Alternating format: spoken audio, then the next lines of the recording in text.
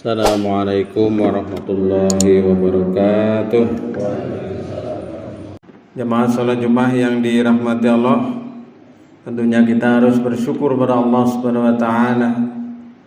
Di kesempatan siang hari ini kita dapat menunaikan di antara sekian banyak kewajiban, yaitu salat Jumat berjamaah. Mudah-mudahan amal ibadah kita senantiasa diterima Allah Subhanahu wa taala. Amin. Tidak lupa kita senantiasa bersolawat kepada junjungan kita Nabi Muhammad sallallahu alaihi wasallam, karena beliau yang kita harapkan syafaatnya besok pada hari kiamat.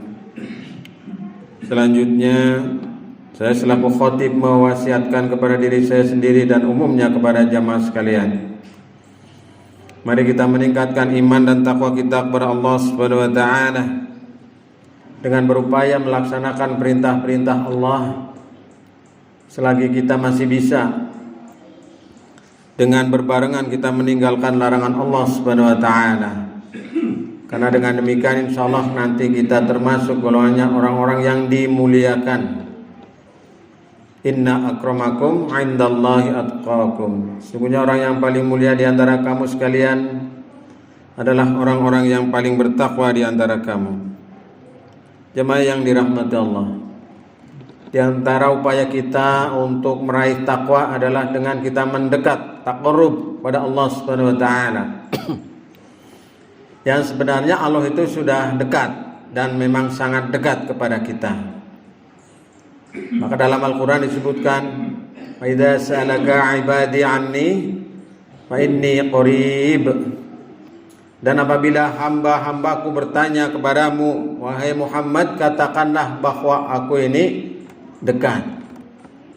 Jadi Allah itu dekat sekali kepada kita. Hanya saja seringkali kita merasa jauh atau kita bahkan menjauh dari Allah Subhanahu wa taala. Dulu kita sering ada sebuah syair ya, aku dekat, engkau dekat, aku jauh, engkau jauh.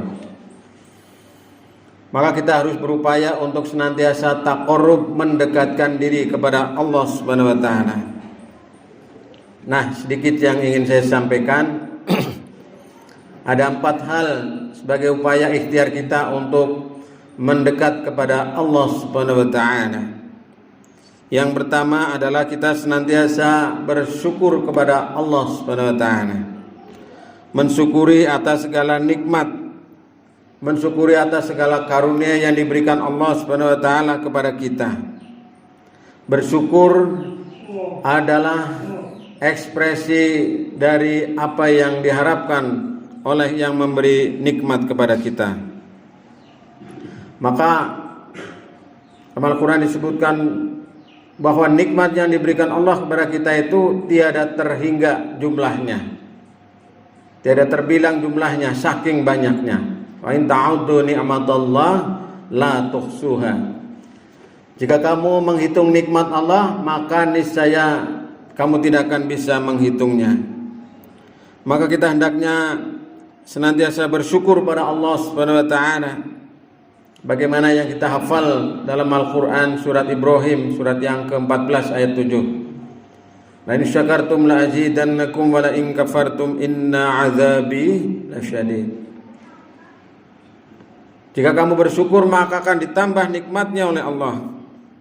Agar tapi kalau kita tidak mau bersyukur atau kufur, maka sesungguhnya siksa Allah sangatlah pedih. Jadi ini yang pertama jemaah sekalian, kita senantiasa mensyukuri atas segala nikmat karunia yang diberikan Allah Subhanahu wa taala. Lalu bagaimana kita bersyukurnya?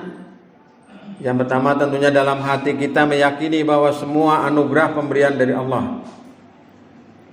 Bahkan yang tidak kita minta, yang kita tidak pernah berdoa, itu diberi oleh Allah. Udara yang segar, pohonan ya, ini pepohonan yang menghijau, air yang sedemikian tercukupi.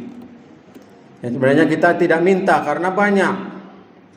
Mungkin kalau di daerah-daerah kering, mereka minta kepada Allah Subhanahu wa taala diberi air.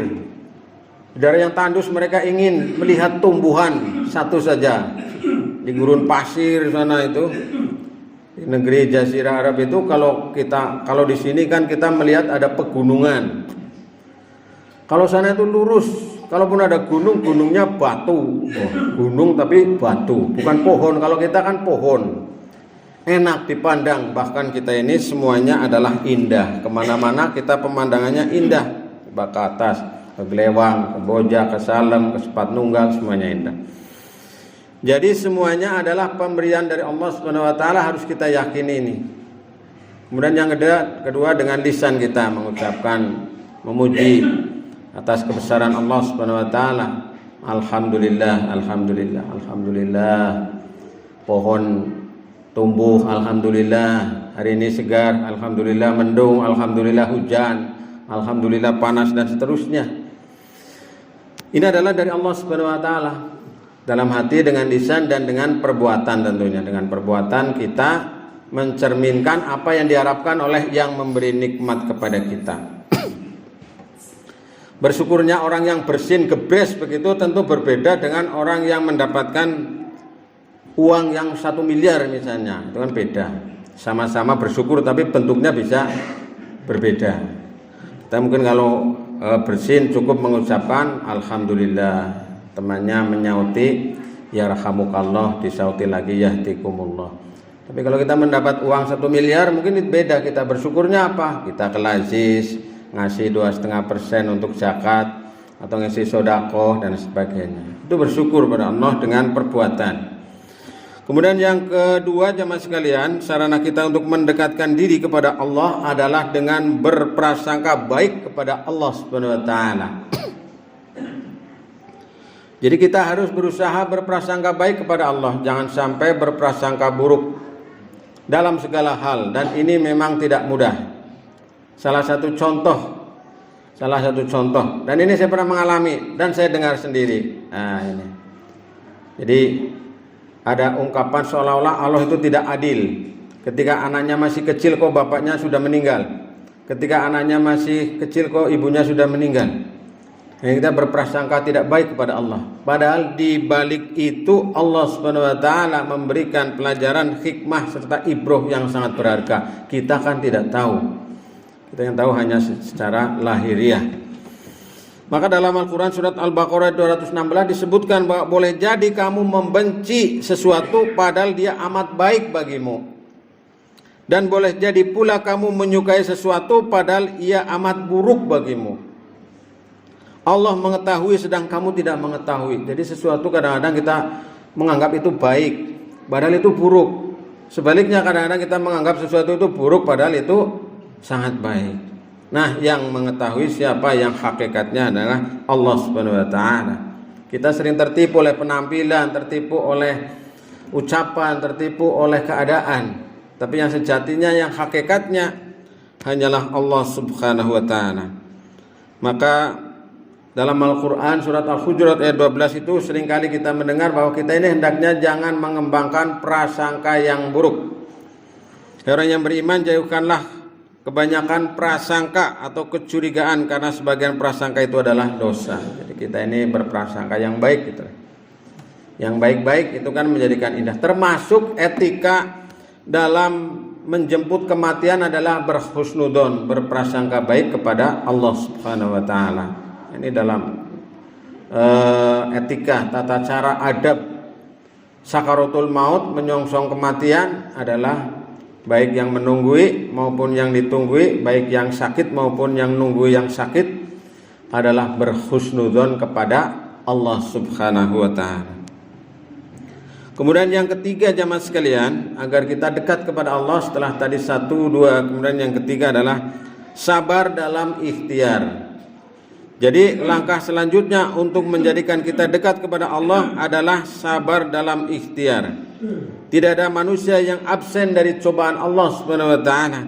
Akan tetapi hanya manusia yang sabar dalam berusaha menyelesaikan tersebut yang akan mendapatkan kemuliaan di hadapan Allah Subhanahu wa taala.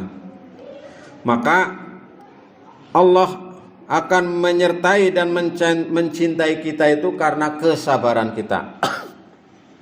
Dalam Al-Quran itu ada innallaha ma'as sabirin, sesungguhnya Allah itu beserta orang-orang yang sabar. Bahkan Umar bin Khattab itu menyampaikan bahwa dengan kesabaran kita tahu makna hidup yang baik. Jadi sabar ya. Sabar dalam menjalani hidup dan kehidupan. Apalagi zaman sekarang ini banyak sekali ujian, cobaan yang membutuhkan kesabaran yang lebih daripada mungkin zaman dahulu. Menghadapi anak-anak kita juga harus sabar. Menghadapi lingkungan kita harus sabar. Bagi pimpinan menghadapi anak buah juga harus sabar. Dan kita juga rakyat menghadapi pimpinan kadang-kadang juga harus sabar. Semuanya kita harus sabar menghadapi ujian yang diberikan Allah Subhanahu wa taala. Kemudian yang keempat, jemaah sekalian, ini yang terakhir yang saya sampaikan pada kesempatan ini adalah kita bertawakal kepada Allah Subhanahu wa taala. Berserah diri, artinya menyerahkan segala sesuatu kepada Allah Subhanahu wa taala. Kita ini sebenarnya tidak punya kekuatan apa-apa. Kita bisa apa coba? Kita semuanya adalah karena dari Allah Subhanahu wa taala. Satu saja misalnya diambil dari dalam diri kita tidak bisa daya apa-apa. Nyawanya itu kan kita udah nggak bisa apa-apa. Mata ini kita diambil oleh Allah, kenikmatannya tidak bisa melihat. Apakah kita bisa mengembalikan? Tidak bisa. Hanya orang-orang ahli tertentu yang bisa mengobati, dan itu pun mungkin tidak sempurna. Sesuatu yang patah kadang-kadang tidak bisa disambungkan sebagaimana. Pohon yang patah misalnya, ini disambungkan susah. Tapi Allah Subhanahu wa taala ini maha sempurna yang mengatur segalanya. Maka kita hendaknya bertawakal kepada Allah Subhanahu wa taala. Kewajiban kita berusaha, kewajiban kita ini ikhtiar, tadi sabar, nah sekarang tawakal kepada Allah. Insya Allah dengan tawakal ini hidup kita ini menjadi nyaman. Hidup kita ini menjadi enjoy ya, tidak gelisah. Anak kita bepergian, naik kendaraan mungkin ya, keluar kota, keluar negeri, keluar Jawa.